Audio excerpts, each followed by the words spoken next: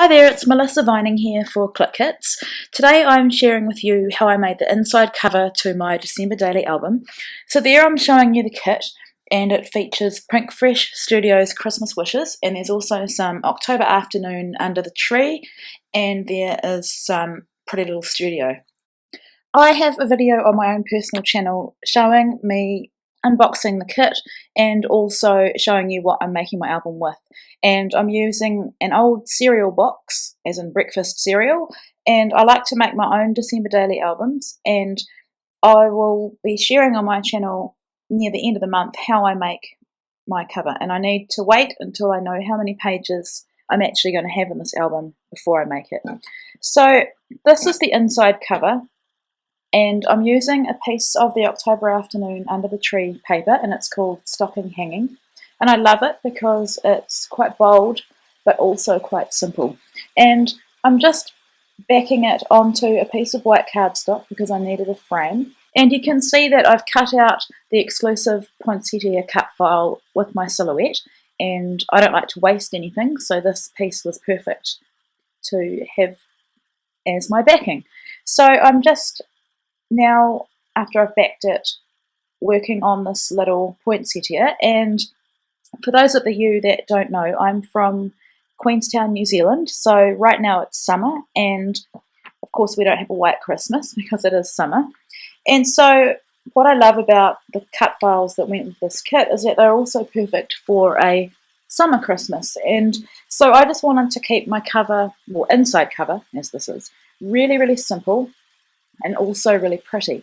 And so I cut the poinsettia once on the white cardstock, as you would have seen on that other piece of cardstock I used for my backing.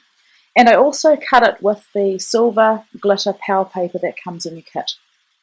And so here I'm doing a bit of a jigsaw puzzle and trying to work out the exact positioning of that silver piece. And so the silver piece, of course, fits perfectly excuse me, with the white piece. And so I've just glued it down with some Tombow Mono Multi, which is my favourite go-to liquid adhesive. And now I'm just working out the exact placement of that.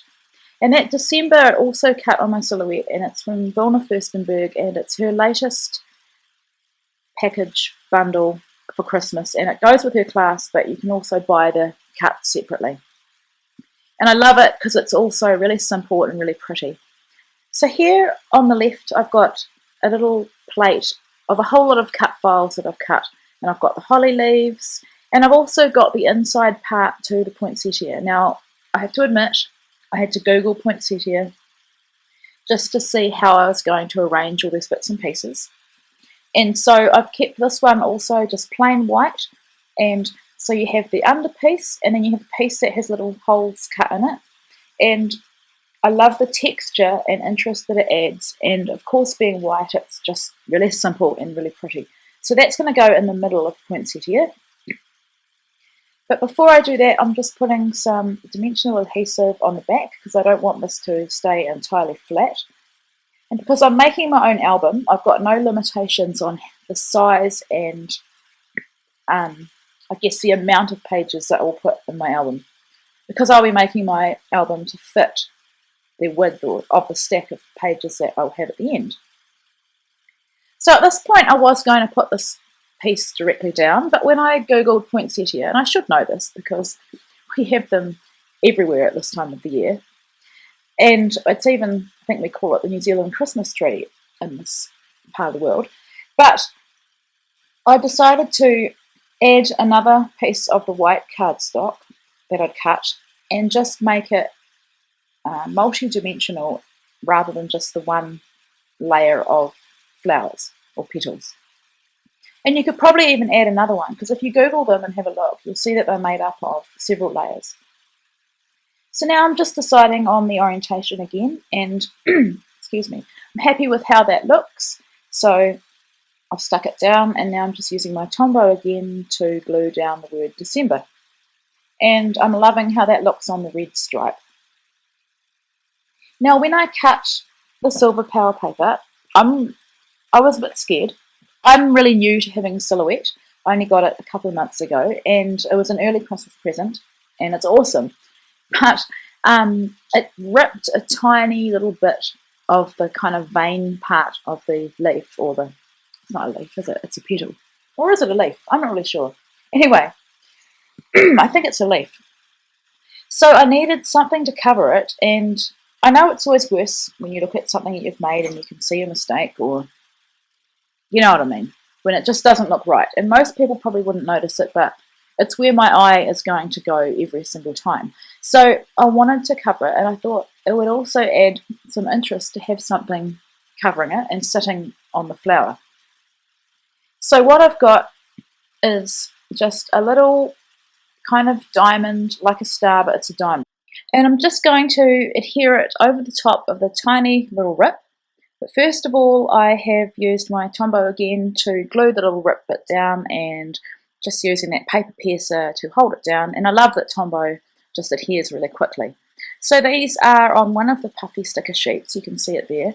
And I did have to add some extra adhesive, I think because they're going on top of 2 layers, and because of the glitter finish, they don't stick that well. So it's no big deal though, just add a little bit of extra glue and it's all done.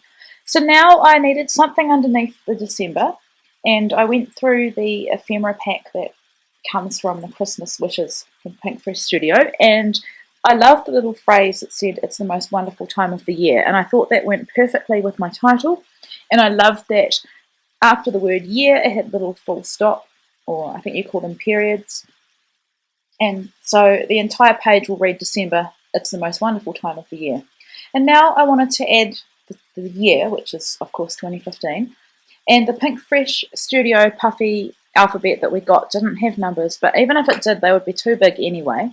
And that was it there. So I just went through my stash and I selected a couple of alphas, and the one that worked the best, and I think because it's partly transparent, is this older one from Amy Tangerine. So I was really happy to see that I still had the numbers that I needed, and I put them down, and as you'll see, I had put them in the wrong place, and I really wanted them to be in the center just to keep everything flowing. And what I did do was I didn't stick them down, I didn't press them down, so this meant that I could just use my tweezers and lift them up and move them.